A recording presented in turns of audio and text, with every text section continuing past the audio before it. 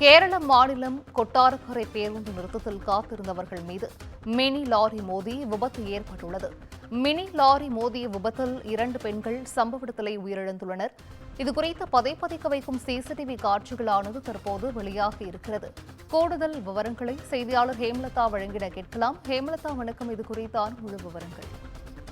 வணக்கம் சிந்துஜா. கேரள மாநிலம் கொல்லம் மாவட்டத்தில் இருக்கக்கூடிய கொட்டாரக்கரை எம்சி சாலையில் இருக்கக்கூடிய பனவெளிங்கிற பேருந்து நிறுத்தத்துல பாத்தீங்கன்னா இன்னைக்கு காலையில பேருந்துக்காக பாத்தீங்கன்னா செவிலியர் சோனியா மற்றும் ஸ்ரீகுட்டி என்ற 2 பெண்கள் காத்துட்டு இருந்திருக்காங்க. அப்போது அவ்வழியாக வந்த ஐயூர்ல இருந்து கொட்டாரக்கரைக்கு வந்த மினி லாரி பாத்தீங்கன்னா பேருந்துக்காக காத்திருந்த செவிலியர் சோனியா மற்றும் ஸ்ரீகுட்டி மீது மோதி இருக்கு. மேலும் பாத்தீங்கன்னா அருகில இருந்த ஆட்டோ மீதும் இந்த மினி வேன் மோதி இருக்கு. இந்த மோதியதுல பாத்தீங்கன்னா மூவரும், அதாவது சோனியா, ஸ்ரீகுட்டி மற்றும் ஆட்டோ ஓட்டுநர் விஜய் மூவரும் படுகாயம் அடைந்துள்ளனர். இதுல பாத்தீங்கன்னா மூவரும் உடனடியாக மீட்கப்பட்டு மருத்துவமனைக்கு கொண்டு போன நிலையில பாத்தீங்கன்னா 2 பெண்கள், அதாவது சோனியா மற்றும் ஸ்ரீகுட்டி உயிரிழந்த நிலையில் தற்பொழுது ஆட்டோ ஓட்டுநர் உயிருக்கு ஆபத்தான நிலையில் தற்பொழுது திருவனந்தபுரம் மருத்துவக் கல்லூரிக்கு கொண்டு செல்லப்பட்டிருக்கார். இந்த விபத்தை ஏற்படுத்திய மினி லாரியின் ஓட்டுநர் மற்றும் உதவியாளர் பாத்தீங்கன்னா அங்கிருந்து தப்பி ஓடி இருக்காங்க. இது குறித்து தற்பொழுது போலீசார் வழக்கு பதிவு செய்து தப்பியோடு